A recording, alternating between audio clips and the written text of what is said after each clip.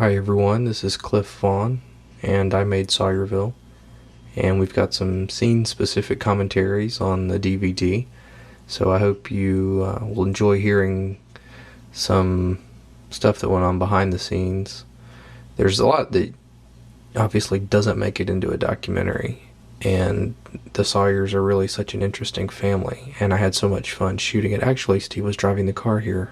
That's the road out to their house, and I was sticking out the top of the sunroof of the car with the camera.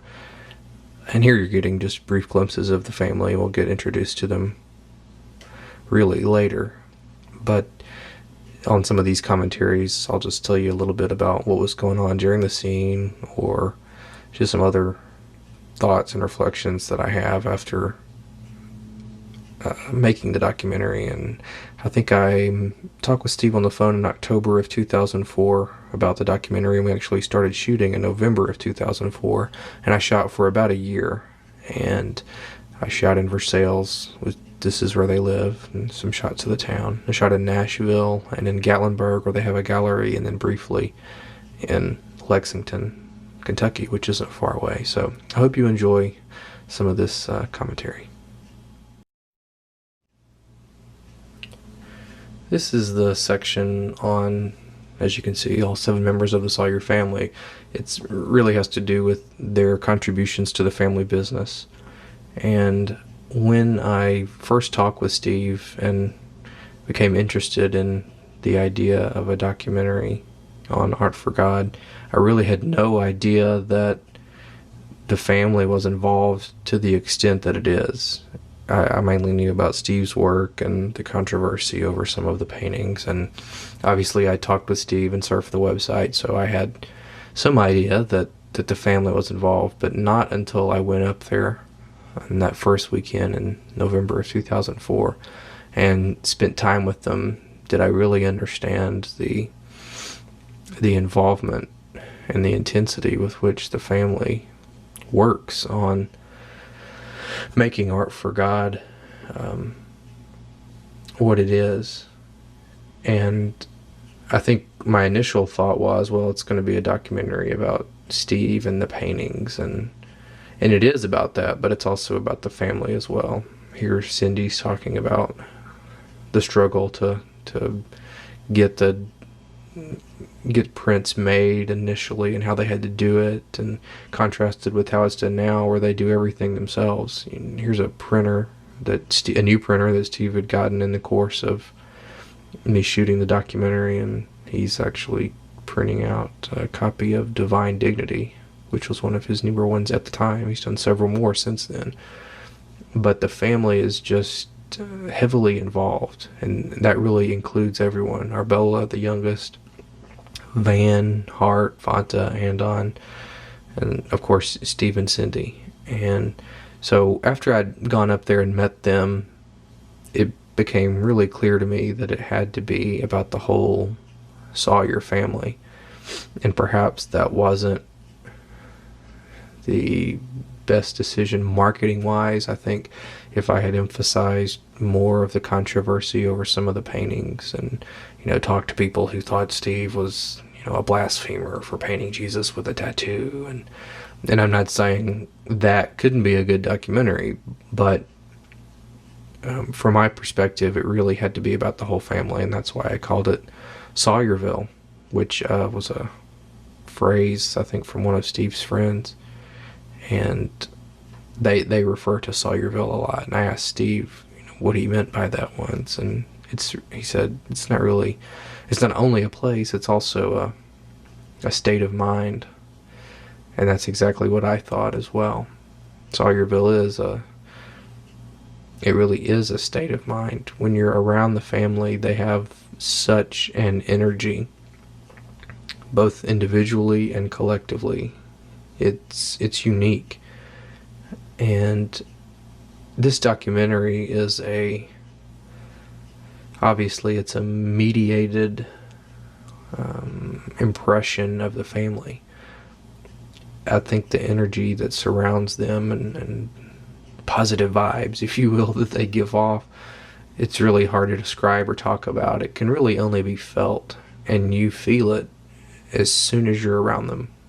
When you walk into the gallery there in Versailles, or you go into their studio, or when you're around them, you feel it. And here's Cindy, hard at work. She wears a lot of hats, and she's doing some paperwork and the computer, and dealing with kids, and the kids are so heavily involved, and Steve, they have computers everywhere. They have a CVS pharmacy right next door. And Hart was on her way to get some coffee. Hart is one who's just really involved. She's like their right-hand person in terms of running the office, and she actually started college last fall. And I wondered what that would be like for her, not being around the studio and the gallery and all day long. Here she is cutting some bookmarks in a little back area.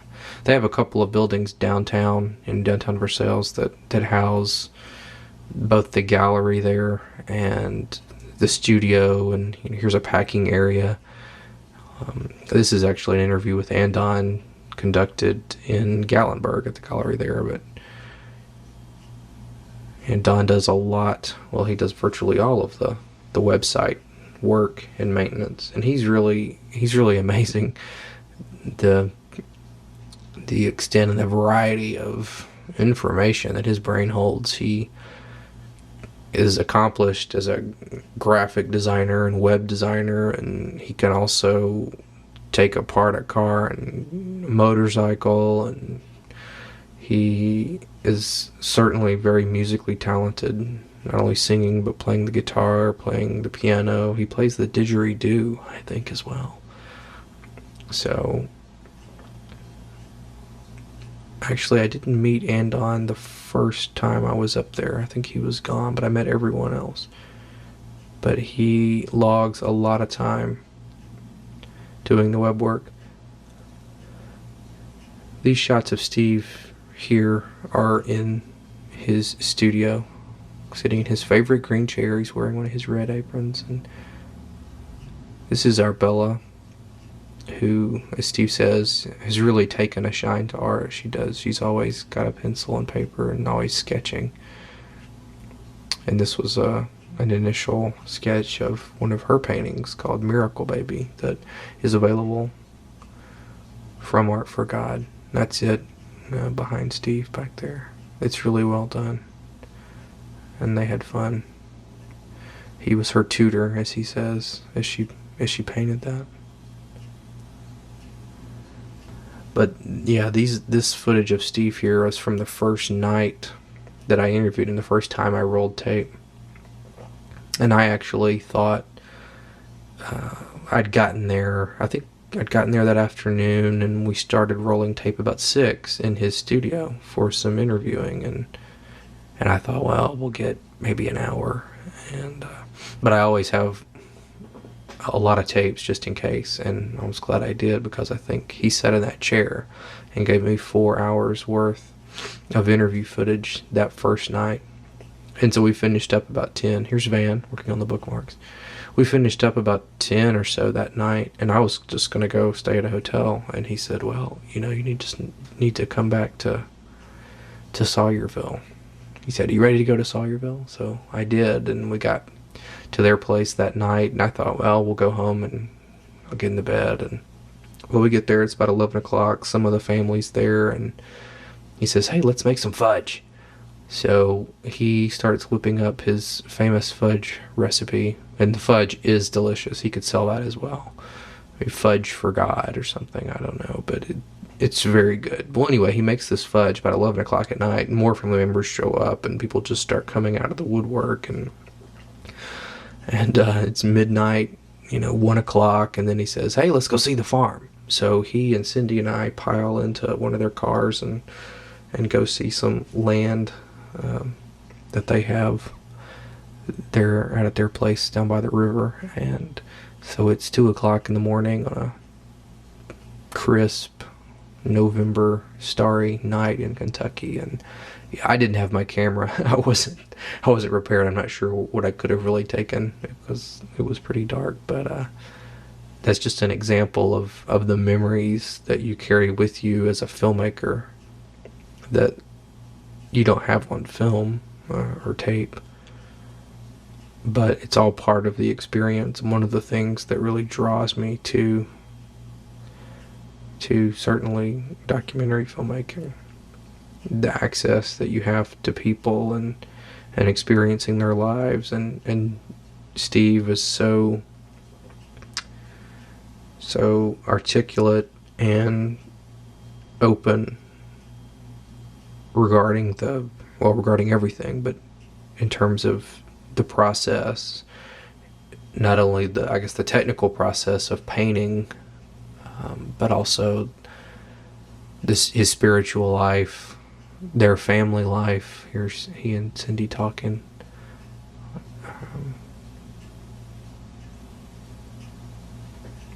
It's really, when you have a camera in your hand and you have someone like Steve who will let you into his life, and all the Sawyers who let you be a part of their life, it's really a humbling experience, and it's something that you don't forget.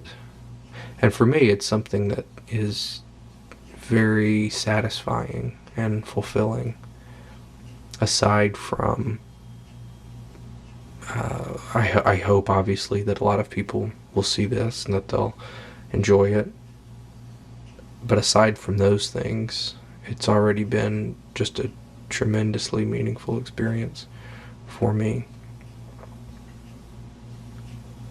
I love his studio. It's so colorful. It's such a sensory experience with the colors, the canvases, the paints, the paint brushes, the cabinets and bookshelves that Steve has made, the books, various things and artifacts around. It's just a fun, magical place to be. Here's Cindy getting ready to head to the post office. There's our Bella, who I think goes with her on that trip I went to. Yeah, here we go. Walking out of there, this is their gallery in Versailles, and walking out onto the street, and I think we're gonna go get in the Art for God van. There it is. It's got Art for God, I think, on the back of it.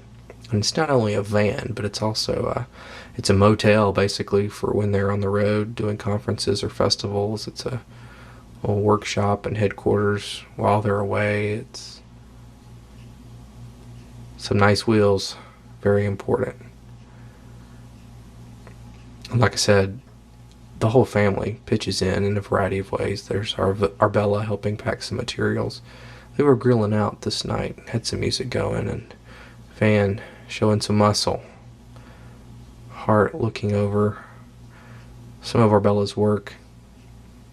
A little quality control there. But it really is a family business, as Steve is about to say. It really is a family business.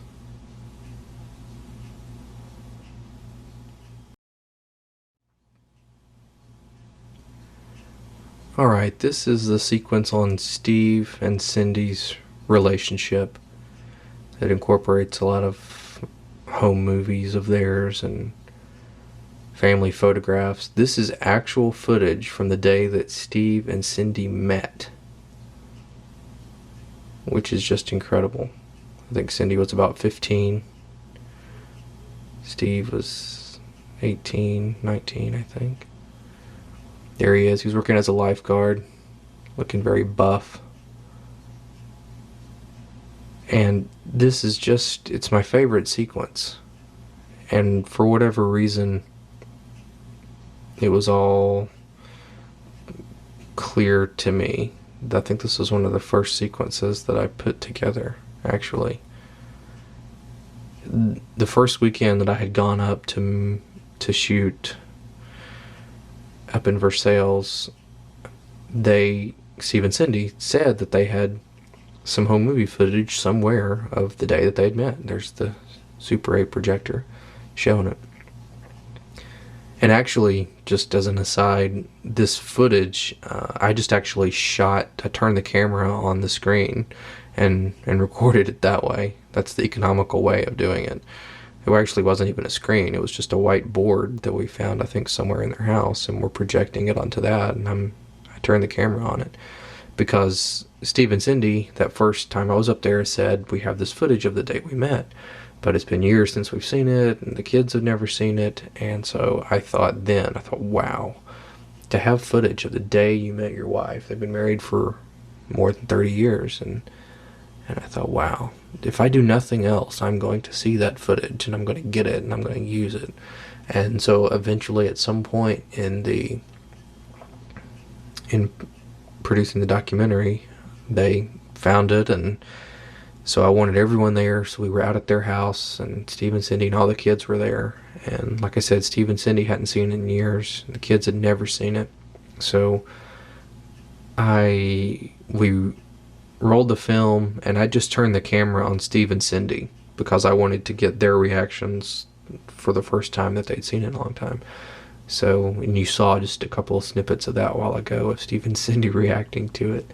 And so we watched it once, and like I said, I just had the camera on Steve and Cindy. And then we watched it again, and I had the camera on the kids. And then we watched it again, and then I think I actually recorded at that time. There's some footage of Steve. So that footage is just, I know it's precious to them, and it's precious to me too. I love that shot of Steve and Cindy. So I really wanted to get that footage of them and to use it. And that first weekend that I went up there, I met everyone but Andon. But when I left, they sent me home with a CD of Andon's music, which is just terrific. And he had a track on there called Fallen. And as I listened to that, it's probably about 3.5 hours from Nashville to Versailles. And I must have listened to that CD over and over and over again on the way home, but I listened to that track Fallen just again and again and again, and for whatever reason, I just knew that was the song for the segment on Steve and Cindy's relationship. So I've actually got it in here a couple times in this sequence. It just seemed fitting to me. And like I said, this sequence was just in my head from that first weekend of meeting them. Steve and Cindy are so still in love with each other, and I think all of us are drawn to and attracted to people who have that sort of love in their life and coursing through their veins, and it shows. And so Steve and Cindy talked about getting together, and then certainly the time in which they moved back from Hollywood to Kentucky and had some time to spend with her father before he died just a week before Andon was born. And again, we have some really good photographs of that time.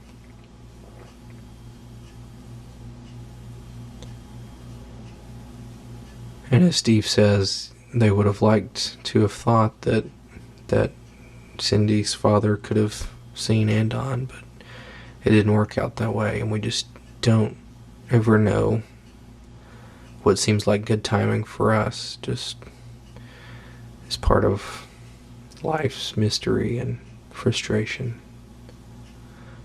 But also, I think part of that mystery is this dream that Cindy has, that she tells about just being bedridden after the death of her father, and then she has this dream and she sees him, and they talk and spend time together in the dream, and then she wakes up and she's ready to go.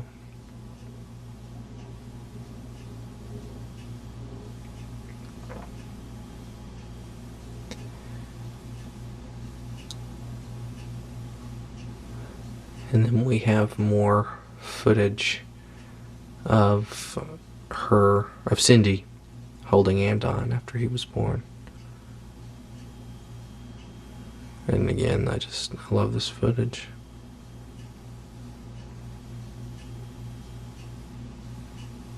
I think when we saw this that first night, when we saw the footage of Steve and Cindy meeting, there's Andon as a baby.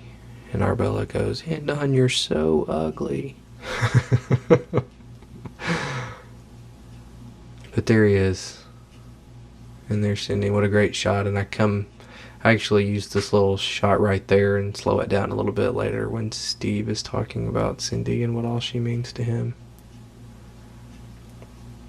That's just the quality of these old home movies is so nice. And here's Andon all grown up, talking about his parents and how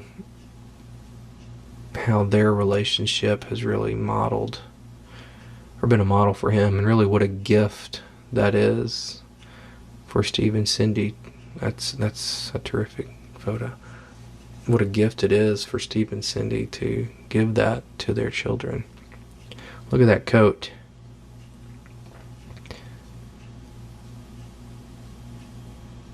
So this sequence I just could watch again and again and again, and I have. But it's family histories and family stories are so interesting, and I'm grateful that they shared theirs initially with me and then now with all of you. And I hope that maybe some of you will get a chance to meet them someday, because they are really one of a kind.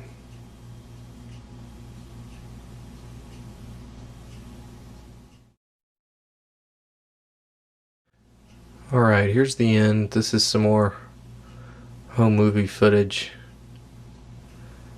I put in this little bit of Steve talking because he says that, as he says, not a lot of things scare him, but to ignore a call from God, that's scary.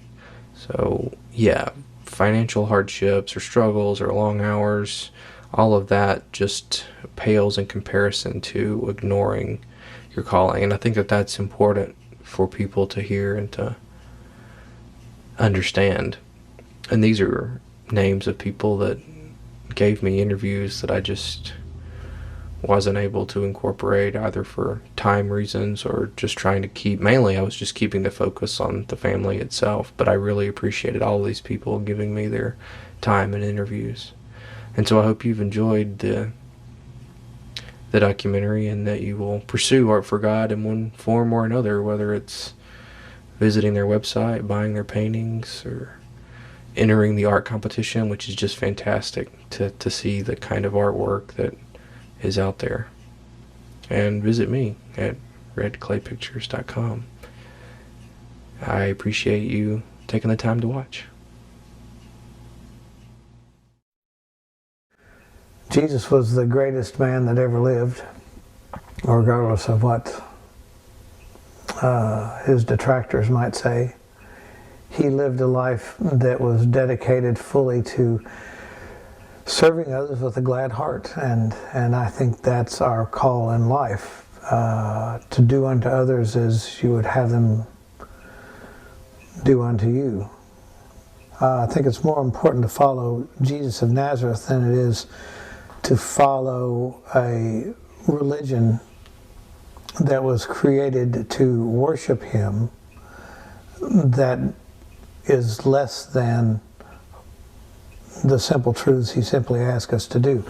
You know, you could start a church that had a real small doctrine, that had the golden rule, said, do unto others as you would have them do unto you. My spirit is poured out on all flesh. Greater love has no man than this, he laid down his life for his fellows. And the most important of all commandments, which predates, supersedes, and overrides The 10 that Moses had was the one commandment that Jesus gave us. He said, I give you a new commandment, and that is that you love one another as I have loved you. If anyone were to do that, all 10 of the other commandments would fall easily into place. I think it's more important to do as Jesus asked us to do than it is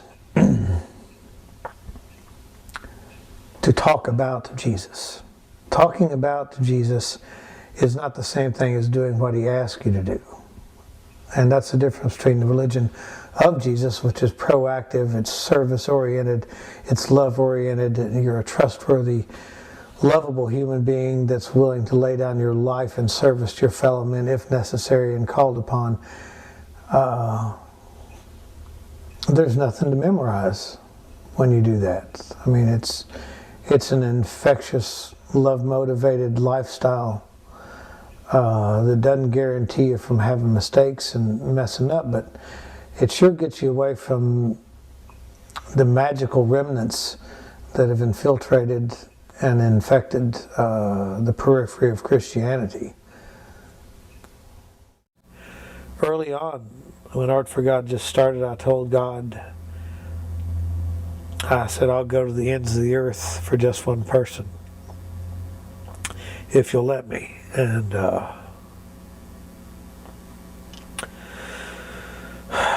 so far, so good.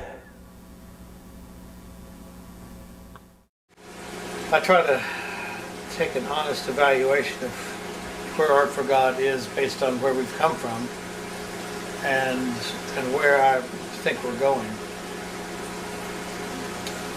I'm most encouraged about Art for God when I think about where we started. There's a passage somewhere in the Bible that says, do not despise small beginnings, and certainly that's been a real story of Art for God. You can't start any smaller than we did, and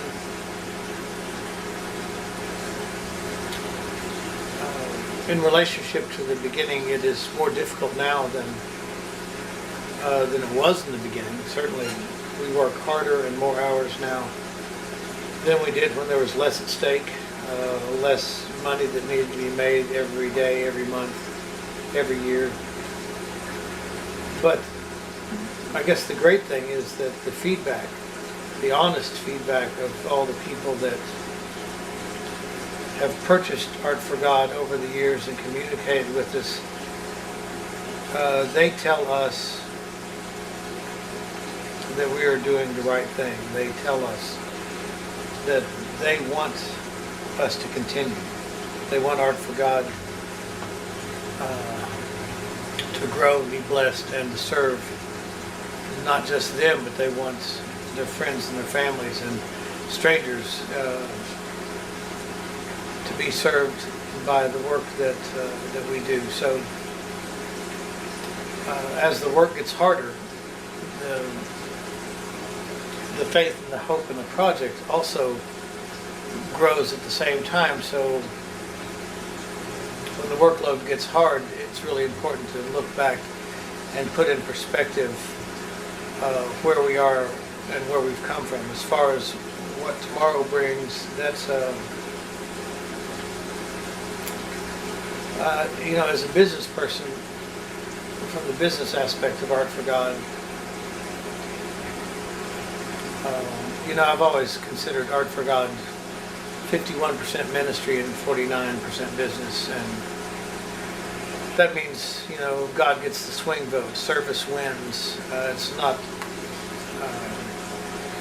the president of the bank can tell you that I'm not in it for the money. And it's always hilarious when you get a few criticisms and people say you're trying to make money off Jesus. Interesting point of view. If I was making money off a dead person, I might agree, but I'm creating art that serves someone that's living, and I don't see it that way at all. But anyway, how can you be in it 100% if if it doesn't end up becoming your business as well. I'm not a spiritual hobbyist. I'm a full-time evangelist with a paintbrush. You can't do it halfway. It had to become my business. Because I can't stand to be away from it. It's my passion. Besides my family, art for God is my passion. So it had to become full-time. So for future, the business side of me dreams that Art for God will always make more than it spends. The spiritual side of me says, what does it matter if all your plans become as nothing? Because what you're working for is for your place on the porch in eternity, trying to make a contribution that means that you woke up, you went to work, and you went to bed for something more than a paycheck. So spiritually, I already feel very, very rich. I feel like I have made a contribution that's worthy, even though I've just started.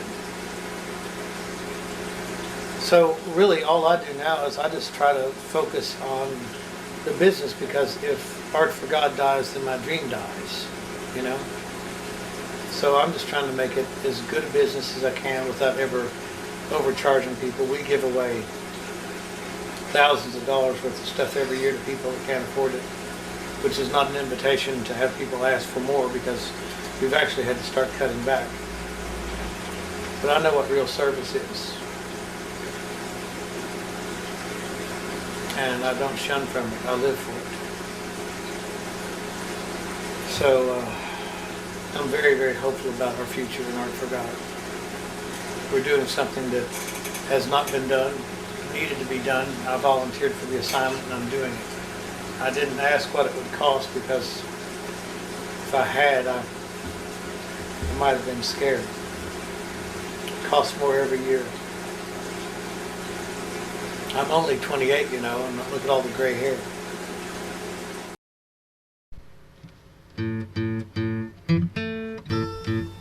You know, you can make a lot more money painting naked women than you can doing pictures of Jesus. But most people don't want divine art.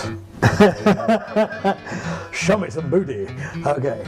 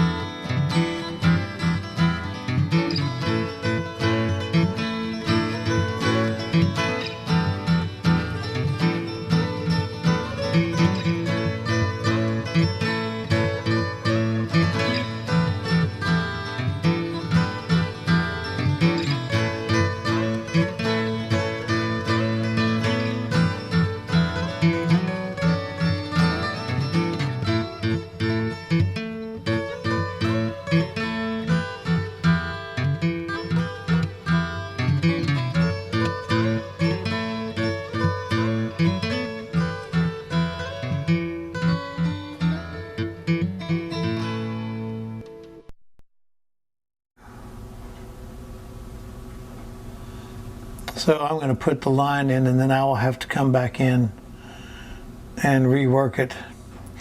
See, one of the weird things that happens is I have promised myself and almost sworn I will not touch the face again. And last time I promised myself I wasn't going to touch the face again. About 8 hours later, I realized I'd repainted it again. I want it to be so accurate. The painting's really about trying to show that one moment, even if it was for 1 second, when the repentant thief realized who he was dying next to and asked Jesus to remember him, that for even a brief moment that Jesus smiled while he was on the cross. A completely love-dominated life would absolutely do that. And to show the smile of somebody that is facing imminent death hanging on a cross, it just seems like that smile is more important and more difficult than any smile I've ever painted. And that may be what the problem is.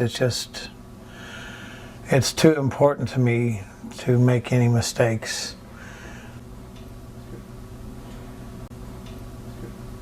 Well, you know, I should have dated it the first year I started working on it, because I've been working on it probably for 4 years. Art for God is not only a reflection of the life and teachings of Jesus, but it's a reflection of where I've been and where I'm going. And these paintings are things that I have understood and believe have value and want to share with other people. I am going to say this is art for God. I'm not going to be arrogant enough to assume it's art from God or by God or anything else. It's my gift. It's for God. It's art for God. To me, it's my real name. You know, I'll die, wake up again, go, wow. I would expect that would be my name. You know, like Dances with Wolves or Stands with a Fist. How? Art for God? I've done everything to try to honor the reality of God and God that actually dwelt among us 2,000 years ago with my life and with my art, and I've spent almost everything I've got. Which gets us into an entirely different subject, doesn't it? Why did you cut your hair after 20 years and cut your beard off? Well, it's because Art for God was going national, and I actually don't have a master's in business, and I needed to get a second job to make extra money that really didn't appreciate, or, well, they might appreciate, but they wouldn't hire me. They've got this thing, okay, you're supposed to glance at the mirrors every 3 to 5 seconds. So I don't know when you're supposed to look at the road, but I've actually become a better driver since I've been driving for UPS. I've got less desire for road rage. But the important thing is to be safe, efficient, and courteous. Sounds like life. Okay, I'm on to Richmond, Kentucky. Au revoir.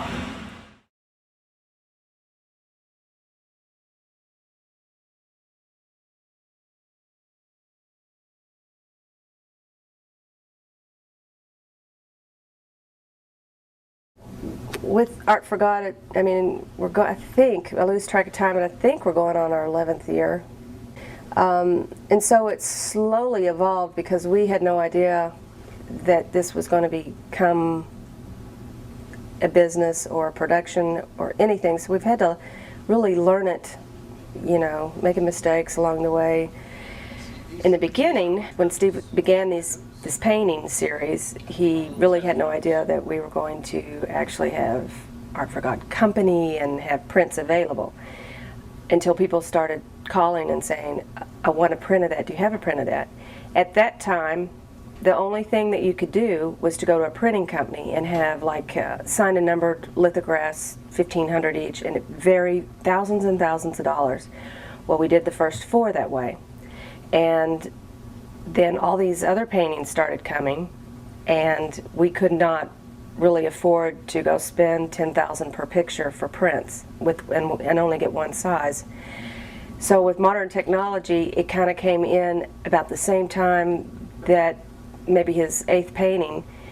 Epson Printing developed these incredible printers that do inks that, you know, last a very long time, and they're called, and we make our own giclées now, which means that we make them to order one at a time. So it opened up a whole new avenue, and that's how everything's done. The 8x10s all the way up to all the sizes. We print the giclées one at a time. We might throw away 3 to get that one. Sometimes that happens with, you know, the color's not right, or there's a line or a speck. And once it passes the quality control of Steve, we mail them out when they're to order. So thanks to modern technology, we're able to do this. Ta-da! That's the first one. kind of the family business. It's not quite Sawyer and Sons concrete, but you know, but art for God. My son has done my website. We've done 3 different websites. He's done all of them, writes every line of code, no pre-made templates. My oldest daughter has been gone a while, and I would like for her, when she's comfortable, to be more a part of Art for God, but she's there in support. Hartwell helps run Art for God and has for years. Very hard worker, goes to all the festivals. Van is our little businessman. He helps us with Art for God. He's very important, has been for years. Helps us with our bookmarks, and you know, helps us greet people when we're at conferences, and you know, describes the work and talks about Art for God. And then our Bella, she's an artist and a singer and a songwriter. She has a couple of paintings, and she sells her paintings in Gatlinburg, and she has a couple of paintings herself that we make the giclées, and she sells them, and she puts them into her savings account. I help with making the giclées and the bookmarks, and then we get lots of calls from pastors, you know, that want to find out about it or are interested in having Steve come to speak. So I communicate with people online for the online orders, answering questions, processing. So it's everything from the phone call to the printing to the shipping. She makes Steve do things when he's belligerent, you know. He's like, well, I don't know about that. And she's like, but you gotta. A lot of times I keep the peace around because I'm like, all right, who wants coffee? Oh, I want coffee. I don't know why I'm the one who always makes coffee normally. I think everybody's too lazy to make it or something. Or it's just, they're used to the heart routine. Oh, that's so pretty. Anyway, so we're on our way to finish the coffee. Coffee. I am drawn to this ministry. Even if I were an outsider, I don't know what, you know, what other influences I would have if I wasn't in this family, but I'm so drawn to what the intent of Art for God is. And I volunteer my time because, I mean, that's what it comes to right now, and I have for years. And, you know, I'm normally doing the grunt work. Well, it can be very frustrating. It's frustrating because my role at Art for God, you know, being the webmaster, is something that I taught myself. So when it needed to be bigger and it needed to be badder and it needed to be more capable and more vast and to store all this stuff, is stuff I didn't know how to do, and I had to learn it.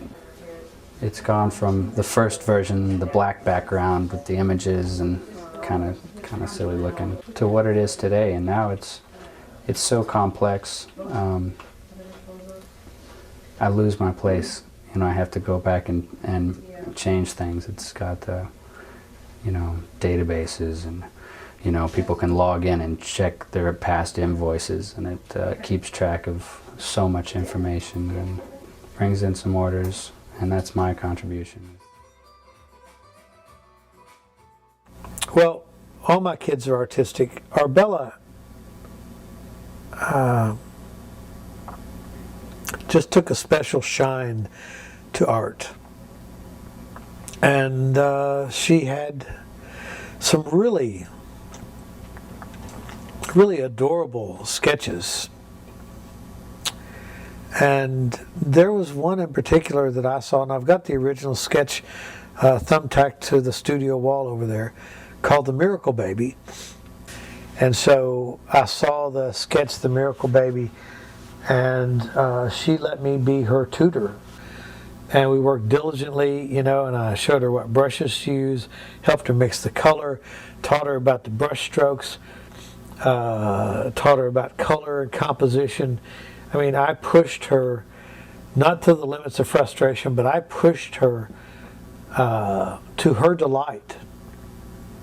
And she created what I think, for what was an 8-year-old, virtually a masterpiece. And we gave away some prints. They always want you to give away prints to help raise money.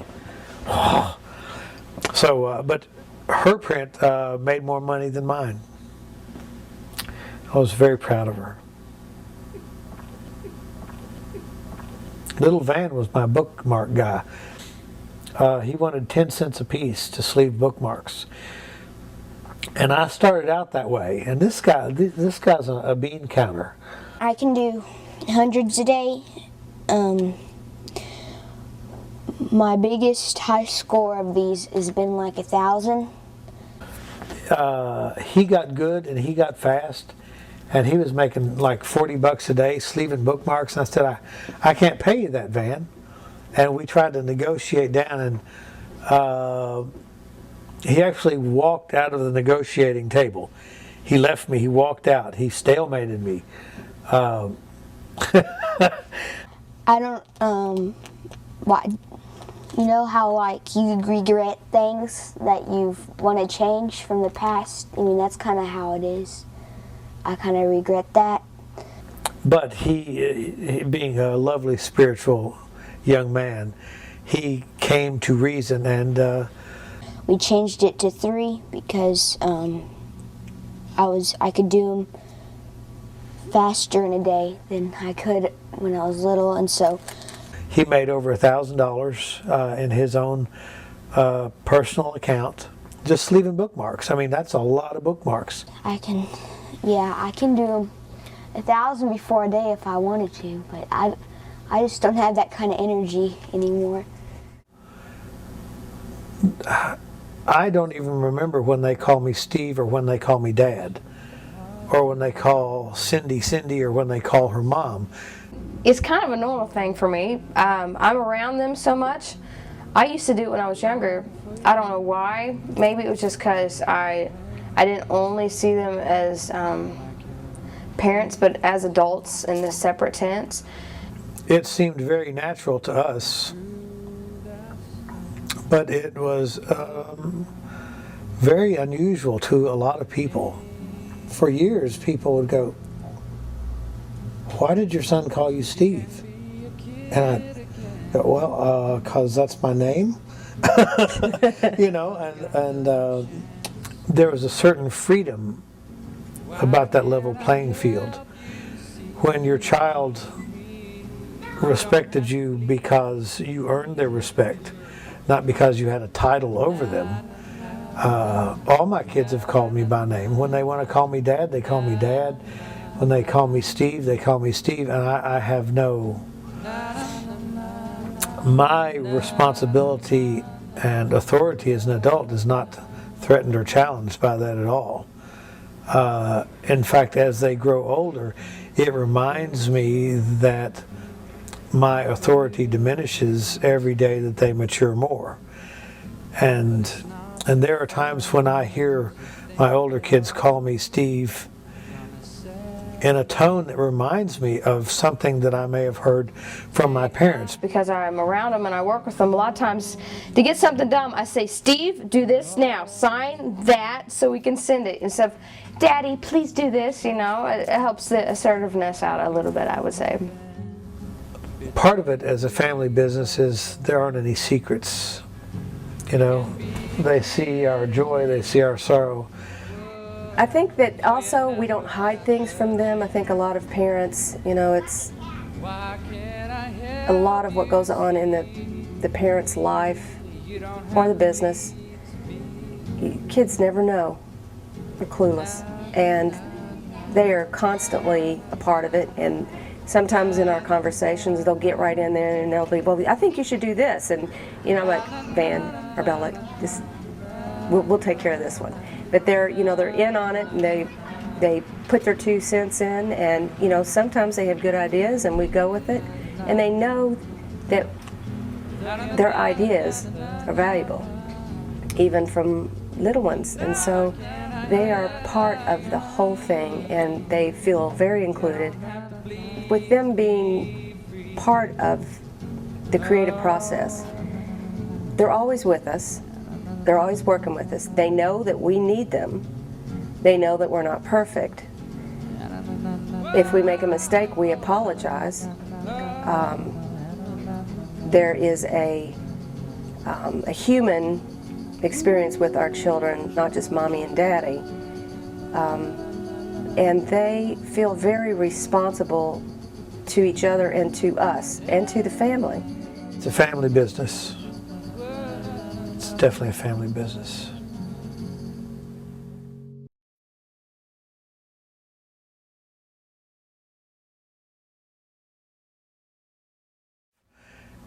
But I had a head-on collision with my art because I realized at 75 that Jesus of Nazareth, when I started to learn who he was, I realized that he'd been shortchanged in art.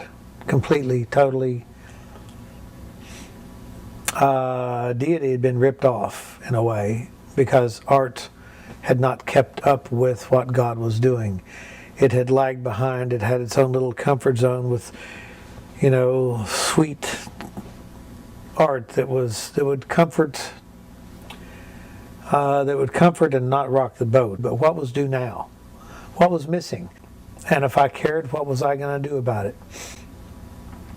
And I did care. And just like I had done my entire life in elementary, junior high, high school, and college, I volunteered to be the class artist. I volunteered. I said, you know, God, I want that job.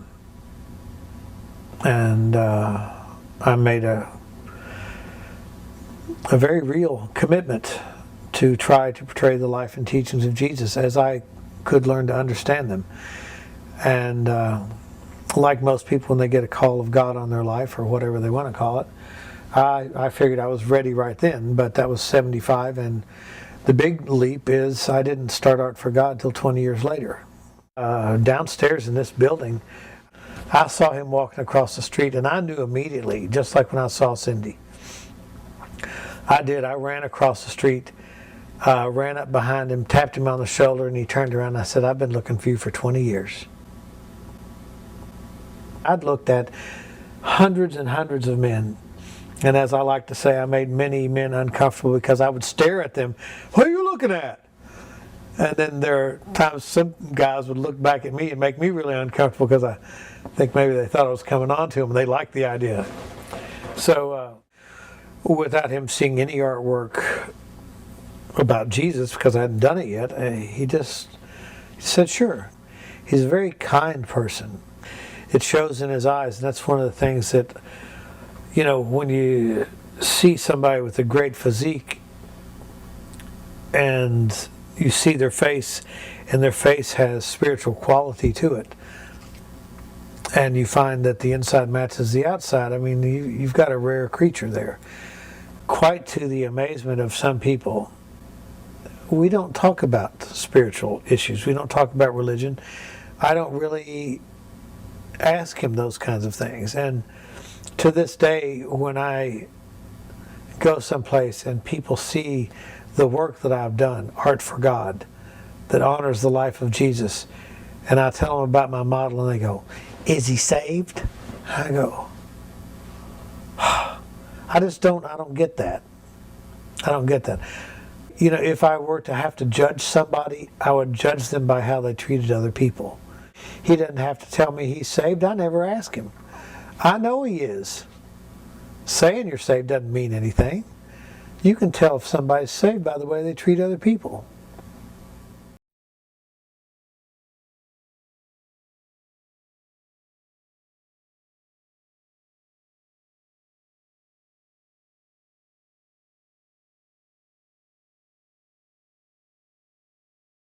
I found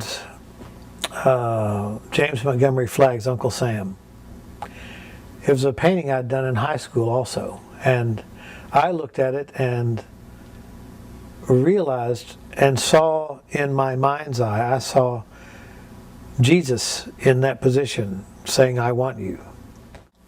And then, oh God, when I started giving Jesus eye color and hair color and skin color. Well, his skin's not dark enough. Well, his eyes aren't the right color.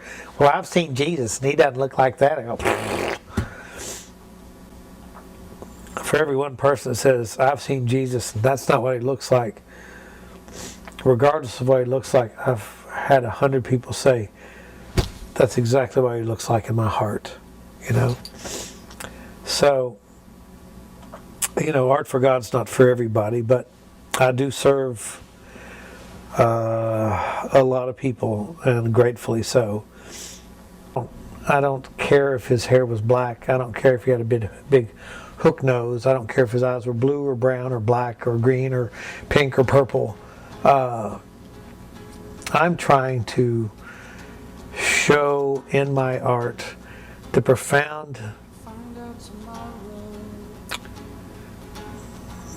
reality of what a face glows like when God's living through it. The strength, the humor, the compassion, the mercy. Jesus as undefeated. It just made perfect sense. We rented a boxing gym in Lexington. Probably took 300-400 photographs, and I ended up with 3 paintings in that series, but Undefeated was the very first one. It let me make statements like on the boxing gloves, I have the word mercy written on there, and Jesus' mission was so much about showing the mercy of God. Honestly, I cannot look back and remember one moment where I thought, this might piss some people off. This might anger the Christian community. I never thought of it in terms of controversy. I only thought, this is a service project. This will create an image of Jesus that young people can relate to. There was a lady I met in West Lafayette, Indiana. I was at a conference there. I think it was the first time I'd ever shown Undefeated to the public as a print. And she looked at it, she shook her head, and she's like, that makes me think things about Jesus I just don't think I ought to think. So, you know, it was that sexual connotation that she had the hots for Jesus. So, I mean, did I anticipate that? Did I build that into the program? No. Was I trying to create a solid, muscular, beautiful physical specimen of humanity that God was radiating through? Yeah. Was I trying to tell simple stories about truth in the painting? Yes. Did I ever for once think that girls would have sexual problems with the painting? No. You know, down in Gatlinburg, in the store down there, there was one lady, and I have tried to make her famous because I'd like for her to repent. She came in, I wasn't there, but my manager was there, and she saw every painting. She saw, you know, Jesus as a boxer, the tattoo, all the paintings of Storm Pilot, and the only one that just got into her crawl was Joy to the World. She was absolutely furious. She was livid and angry, 180 degrees of the joy that I painted in Jesus' face. She nodded up her fist and shook it in the manager's face and said, you know he didn't laugh. But she was just ripped off and furious about it. There are remnants of those who have been trained to believe very small aspects of Jesus' personality, that he was a man acquainted with grief and sorrow. Oh, get over it. He said, be of good cheer. He was a joyful, full-blown, loving human being. And of course he was acquainted with grief and sorrow. Anybody that puts on the flesh of a human being is going to be acquainted with grief and sorrow. But that was not his life, and that was not his mission. You know, one of my paintings, No Appointment Necessary. God, if I had fun with that one. I just thought, you know, what if Jesus had a tattoo? And it was just a quick 1-2 punch for me. And, you know, I knew the most famous tattoo in the world was the banner and the heart with the arrow going through it and Mom. And it was like the superimposition of seeing the James Montgomery flag, Uncle Sam, I Want You, and seeing my first Jesus painting. It was like, well, if Jesus had a tattoo, it would say Father. It would say, I love my Heavenly Father. I am so in love with him that I'm not ashamed of it, and I'll tattoo it on my skin because I will never change my mind. But John 8:15, Jesus of Nazareth said, and he demonstrated and acted it out. He said, you judge according to the flesh, I judge no man. And of course it continues on. I'm not taking it out of context, but that was a true statement. What business have we as creatures to go about judging others when the Creator himself said that he would not do that? That was probably incited more offensive remarks than any of them, because the box in which they live, the constraints of Leviticus,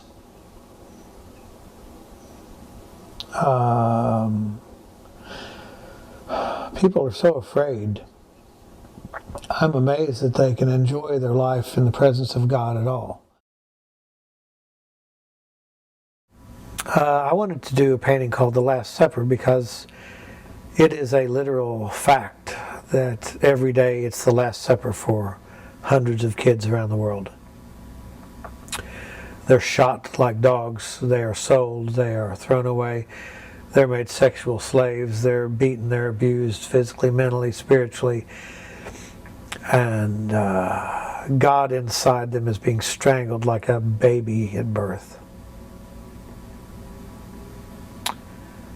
God is being suffocated and murdered inside the lives of these kids.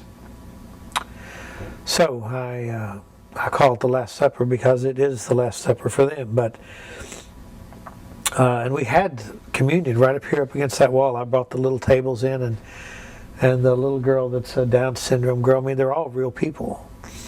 Arbella was actually playing with his hair, so I had her braiding flowers in his hair. And my middle daughter, Hartwell, is at the end of the table in conversation, and she has the accoutrement. She's kind of dressed like a homeless kid. So I just wanted to, honor real children who did not ask to be born nor ask to have their lives destroyed.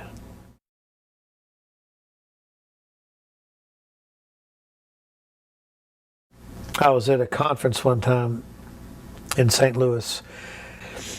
At the back of the conference there was a lovely lady that I later met whose name was Carol Skyrick, and maybe a month later I got a phone call. The deal was one of their sons named Ian was dying. The doctors had given them the famous 30 days left to live routine. Told him to get the child's affairs in order. He was around 3, it had over 20 operations. He was on antibiotics 24 hours a day, 7 days a week, and his body was falling apart. And they wanted me to do a memorial portrait because they couldn't bear the thought of buying a tombstone for him. We talked. I said yes. He was too sick for them to drive him up here for a photo session. They didn't want me to go down to Tennessee because they felt like it would really upset him. So I conducted a photo session by telephone. And out of that photo session, I got one great picture of Ian where he had a tremendous amount of joy in his sick little body, and it showed up on his face. It was beautiful. And I had my model hold little Van, my son, and I put those two together and created a painting. I yelled. I was like, ah! Anyway, I loved it because it was full of light to me. And when I looked at this painting, I just kept seeing the light coming off the Lord holding Ian.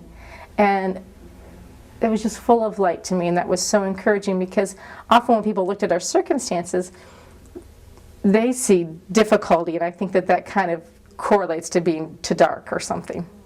And what I was excited about is that I felt like Stephen captured the light of what's in our circumstances and not just the difficulty. And so I've talked to parents whose children have died, and it brings them profound comfort. It's very humbling then to be a part of that process. I think the thing that impacts me about the work of Stephen's work, and I really think it's a reflection of Stephen and Cindy's work, is that there's a healing that's imparted through the paintings. And I don't understand that. You know, it's not a kind of a Western thought that we embrace, but I see it. I see the results of it, that people are able to, somehow the Lord, through someone kind of meditating on the painting, really receives a divine healing. Steve's Jesus loves everybody. Don't care who you are. He's everybody's friend. And Steve's Jesus loves everybody. That's it. Well, it's God's Jesus. Yeah, I know what you mean. And a few of his paintings have actually made people cry in a good way. A lady who had lost 2 children, you know, and she broke down and cried, and Steve sold her the painting over the back fence for much cheaper than he sold it to anybody else. Or did you give it to her? Probably gave it to I think her. you gave it to her. She was crying a lot, wasn't she? I've seen so many people cry. I mean, whenever we go to conferences, sometimes I'll see people that come around, and I'm not talking about, you know, the people that just see, you know, us are like, what are those fools up to? They actually look at the art and see what, you know, try to read into it and actually, you know, open up their heart, because some people scoff at us. I've had my feelings hurt. I've been in extreme defense for Steve before because of people just not giving it a chance, you know. That's horrible. He said this, but he also said this, you know. But when people get touched, you know, I've seen people come around, you know, they'd buy art. And I go around the table and hug them they see, you know, something and start crying. And the one in particular that I remember was of I'm sorry, I can't remember the names of all of them. The ones with the little Chinese girl. Yeah, Forbidden City. Forbidden City. And a lady was up there that had a daughter that they had adopted. And she said, you know, she'd never seen a picture of Jesus holding the little Chinese girl. So, I mean, that just, you know, like, oh, you know, I mean, it talked to her. It was who she was. It was who Jesus was for her. I think Steve Sawyer, he's a minister that can paint what he feels so that people can also hear it and see it.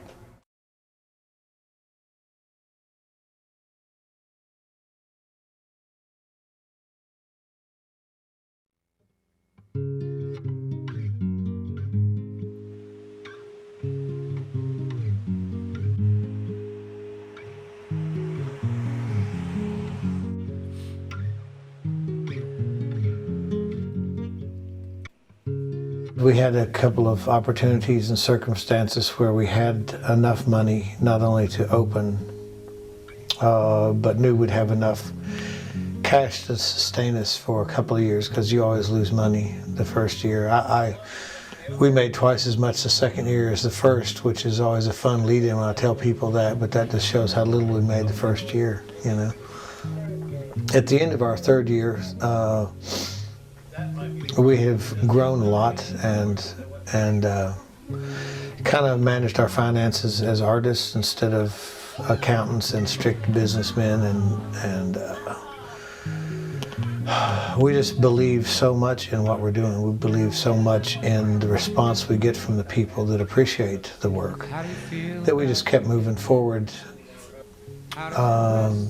turning a blind business eye, believing that we'd survive it. And we just kind of got overwhelmed.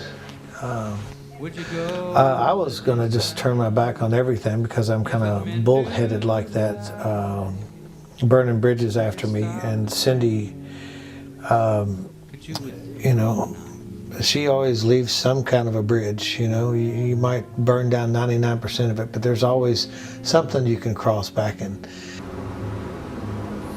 I found a couple of things I could remove, and one being is the apartment. Because, you know, where we are right now, Art for God's right below us. So Didn't want to lose the apartment. I don't like letting go of things that are useful, but we didn't stay here that much this year, so I hate losing it. It's my love shack.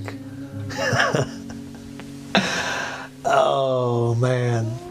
So we're going to keep Art for God downstairs and keep that going, get into our 4th year. But it was a hard year. A lot of businesses here in Gatlinburg closed, a lot of businesses.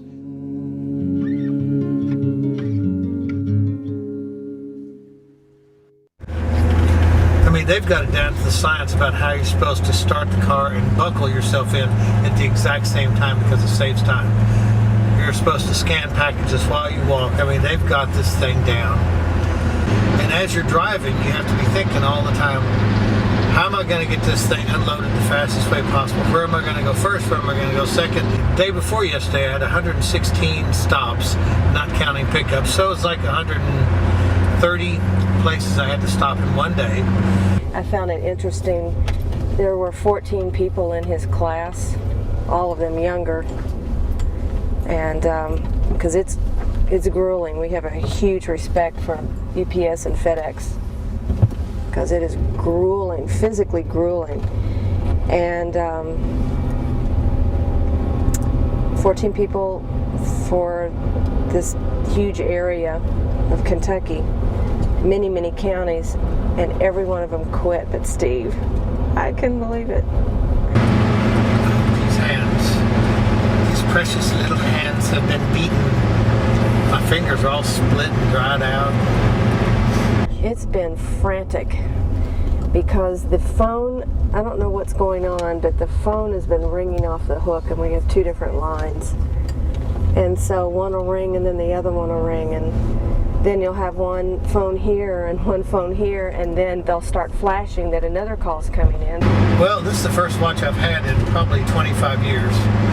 And we bought the watch because punctuality is just like freakish. You've got packages that have to be delivered by 10:30. You have packages that have to be delivered by 12. You have to start pickups at 2:45. I lost some weight too, can you tell? My turkey neck's gone down. Yeah, he's lost some weight. I mean, I don't know how much, but it's... That reminds me. That part's good. I kind of like that. Normally his energy would come and leave, directly through Art for God. He'd get worn out through Art for God, and then would put his energy into Art for God, but now it's to UPS. It's more strange not to have, or to have him come home so late and be completely and utterly exhausted. I haven't seen him here in a long time, I don't think. Steve's last day with UPS is December 24th, Christmas Eve. Probably be done, I mean, who knows, at least by 10. We're not sure what's going to happen after December 24th. We're going to see. Seems like some things have been opening up, some calls this week, some major calls this week. Well, most of them don't want to be an artist because they've seen the price willingly, but they've seen how much Cindy and I have struggled. They've seen the 80-hour weeks, week after week after week after week, 60, 70, 80-hour weeks, week after week, month after month. I mean, we're here hanging out after 11 o'clock at night, but we've done that for months on end working. I mean, this past year I had learned that my oldest daughter was kind of holding some resentment, and we had no idea. She went through the really intense, hard part of getting Art for God going. She goes, why would God do that to you all? I mean, she was angry. And I was like, wow, I don't know what to tell her. It's like, we're doing it, and that's okay. And I didn't know what to say to her. I really did not know what to say to her. The day that we really wanted her to go on the conferences with us, because every conference before, she had been off in New York studying theater or, she was always gone. She didn't get to see the heart part, the communication, you know, what really happens with Art for God. All she saw was we dedicated our life, and the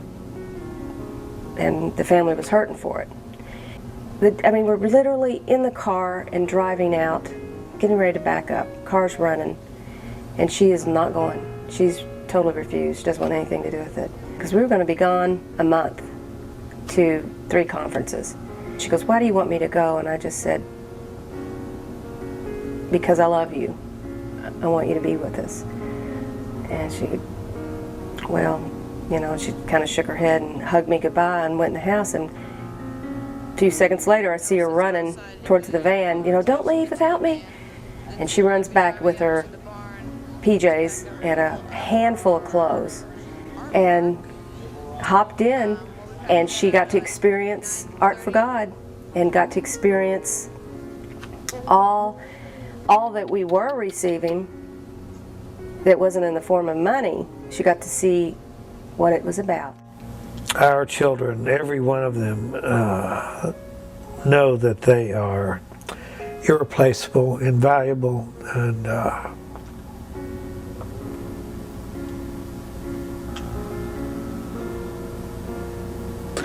that kind of stuff.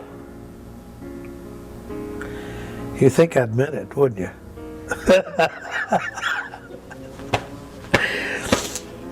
Stop cutting onions around me, would you? I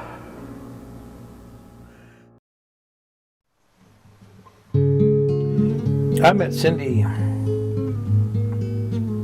when she was 15. I was a lifeguard at Kentucky Dam Village. I remember the very first time I saw Cindy. I remember it like yesterday. I remember the few words we got to say and share together, and the few minutes that we got to spend together. And being a male teenager, I guess I didn't want to look too over anxious, so when we separated, I only knew her name, and I knew she was from Louisville, Kentucky, which even then was like 1 million people. And I spent 2 years looking for her because I was too stupid to ask for her phone number. In those 2 years that I was looking for her, she was looking for me. Every weekend, she'd watch a home movie that her dad took that showed me. I had blonde hair and was very tan. That's me on the left. The blonde was the muscles. Okay. That's me. See him? Oh. Captain Stud? Yeah, baby. Where am I? Much nicer. Oh, God, look at you. That's what you did to me. Your skin reminds the sunset of it. We dated for 4 months. We were engaged for 4 months, and I married Cindy the day after she turned 18, over 30 years ago. The clouds are storming faint, though it's pouring outside. I feel your touch with every. And then after that, we moved to Chicago because Steve was, he'd been in college and school all his life, and he wanted a break. And I'd always wanted to model, so I started doing print ads and commercials. When we were in Chicago, the agent that I had said, "You really need to go to Los Angeles. You're blonde, you're not as tall as the girls here, and you'll work more." And Southern California type. So I told Steve, and he said, "Okay." And he said, "But I have one agreement with you." And he says, if and when I say it's time to go, there will be no arguing. It'll be, okay, you know, you'll go. And so I said, "Sure, fine, you know, get him there, he'll like it, we'll never leave, you know." And so we were there several years and working, and one day he looked at me and he said, "It's time." I knew exactly what he meant, and inside I was just, yeah.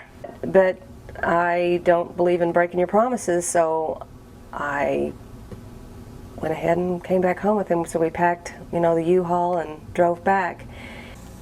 And left Hollywood and arrived in Kentucky on my birthday, 1981, August 30th, 1981, and we were both, even though I knew that we needed to come here, we both feared that we may have made a mistake in some ways, because I had to get on food stamps. I mean, you come back from, we were making, both of us were working full-time in Hollywood in the industry, and came back here and I made less than $3,000 the first year. It was just, I had never experienced such poverty. and most of that money came from a motorcycle wreck. In the meantime, I really hadn't seen my parents but once a year for several years, and I was very close to my parents, and especially close to my father, Daddy's little girl. So that kind of made me happy to come home. We found out that Cindy was 1 week pregnant when we moved back from California to Kentucky. My parents were gracious enough to let us move into what used to be their favorite summer camp. And I was glad, because then my dad came to visit us every weekend, and he was so excited. His only baby was going to have a baby, and he was buying all these toys, and coincidentally all these boy toys, little cars and stuff. He would come down with his Lucky Strikes and his Stroh's beer, and he would just bask in the glow of being in the presence of his daughter. And he would watch her grow week by week, month by month. 1 week before Andon was born, my dad died.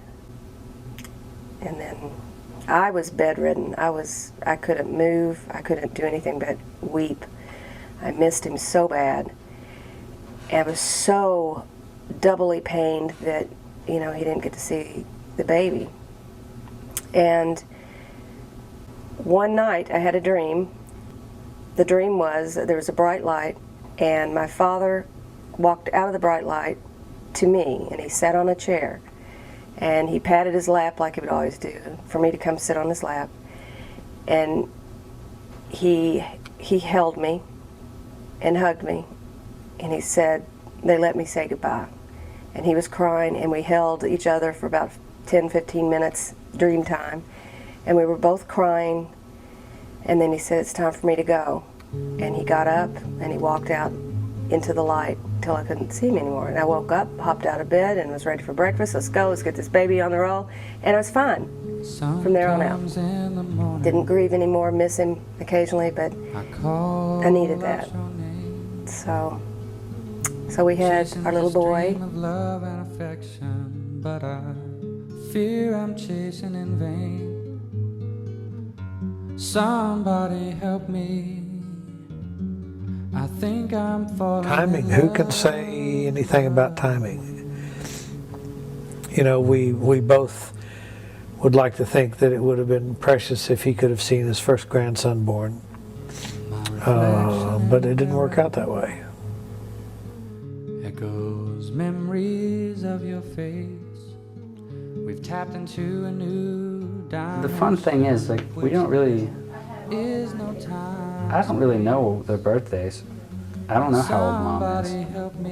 I really don't have an idea at all. I could guess, you know, a range, plus or minus 5 years, you know, or Dad for that matter. I really don't know. Their anniversary, you know, it's just, it was never really important. It was just something, because it was never like it needed to be counted. It was just something that it is and is going to be. They've got a relationship that's just a rock. And, you know, everybody has their moments. What about resting on that big rock over there? Cindy, how am I going to drive the van and pull it? But they always get through it real smoothly, I think. And, Blondie. Okay. They're untouchable. Never mind They're your just- helping. It's of They got no something use that anymore. that I hope that I can have someday. Oh, I've fallen in love.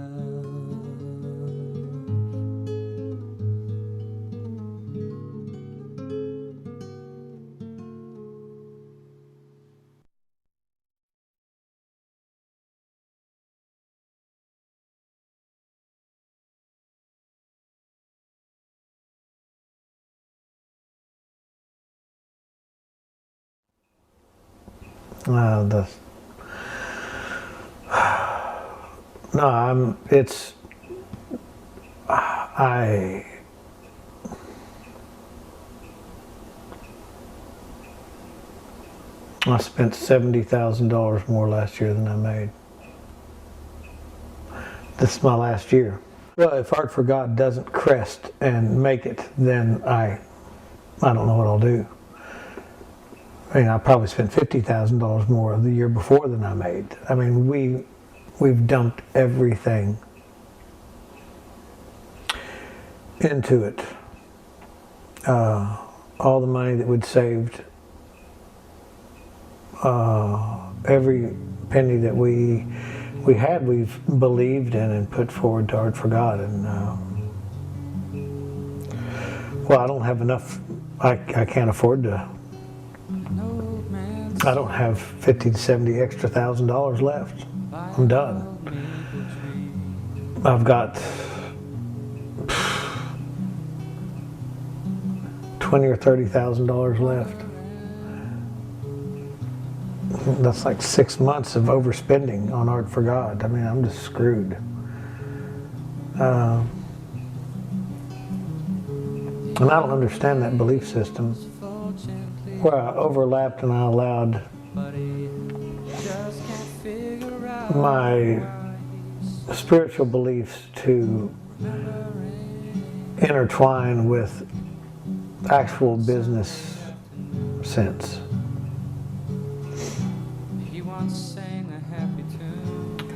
So yeah, I mean, this is our 4th year in Gatlinburg, and we made some changes there that save us at least $10,000 a year down there. Cut back on the expenses down there. Cut back on expenses in Kentucky, but it's still not enough. So, you know, we have to make changes now to survive. We have to make changes so that Art for God will be a better business. But I'd like for my dad, my parents, God, I love them, you know. They have sacrificed financially with me. But I just think, oh, what a joy. But see, it's about what a joy it would bring me. For Art for God to really be able to vindicate, not the right word, but justify, to show my dad that I wasn't stupid. I still want to impress my earthly father because he's been good to me. And before I get too old, I want my children to see Art for God succeed, because I want them to see that, yes, you have to pay a price, but you can still do it. You know, because I guess I'm concerned that if they think I can never make it, that they will give up and they won't pursue it. They've got so much talent. The world needs artists, you know. I think it'd be a real tragedy if they did not want to pursue it because they just didn't think it would ever pan out. So I've got a lot of reasons, selfishly, that I would like to see Art for God work. And I'd like to honor the greatest woman I've ever met, Cindy Underwood. And just, you know, lavish some gifts on her.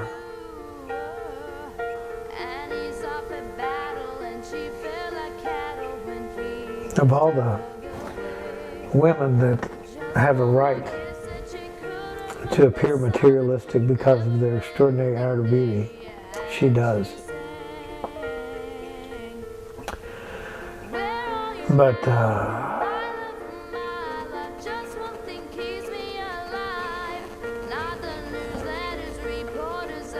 I've got a lot riding on this. I have a lot of people that I want to thank.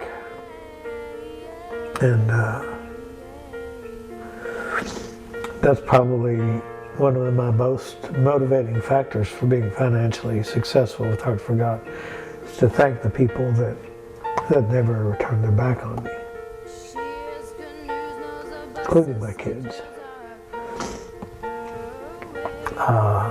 And even though Fanta really didn't get into Art for God that much, she's just so precious. I think she's the one that got spooked by thinking that God should have loved what I was doing enough to not make it so difficult. I think she's the one that's been hurt by it most, but it's okay, Fanta. It's okay. It's okay.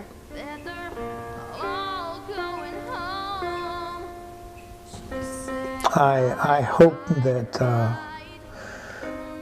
that before I die, that in my life I will be able to generate enough funds that I can paint more, because I'd like to really become a great artist. I'd like to find out what that feels like spiritually, to be able to hold a paintbrush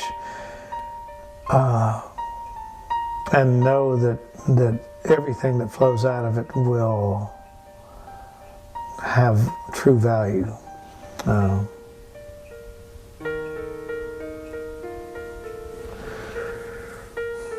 He feels like he needs more time. He has hundreds of paintings, and he just doesn't get to paint enough. You know, if he could paint every day, if he could paint 1 week a month, you know, he might be able to put a dent in it. But I mean, he's got sketchbooks of paintings that he's a little anxious about maybe not being able to get them done. I just couldn't imagine if it quit happening. You know, if there wasn't Art for God, it's like, well, what does that mean? What am I going to do now? I mean, I've got plenty of stuff to do, but if it wasn't there for me to get aggravated with and frustrated with, it's a huge part of my foundation. If I could give Steve one thing that he doesn't have, what would it be?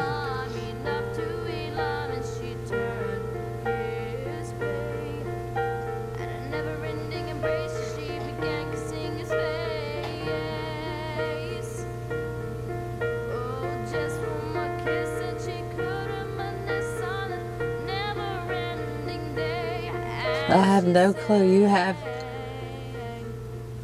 Steve has his family. He has a wonderful wife. He has wonderful kids. He has a talent. He knows that God loves him and Jesus loves him. What else is there? You do have it all, baby. I can't think of a thing. A couple of $1,000,000 would help.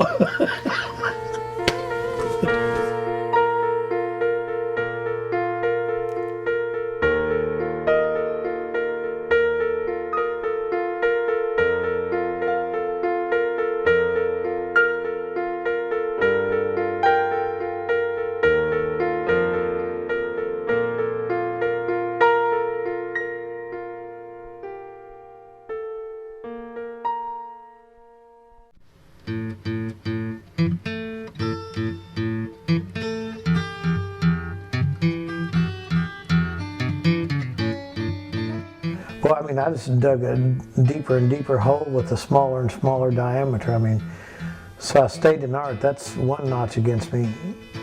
I went into Christian art. There's another notch against me. And then to even make it even smaller, to go into something as specific as trying to revive the life and teachings of Jesus in art and with what I write. once you know who Jesus really is, and you understand how you're supposed to live, and you see that something needs to be done in honor of his life, and you don't do it. There aren't many things in life that scare me, but to be given an invitation to do something for a holy God and not do it, that's scary stuff.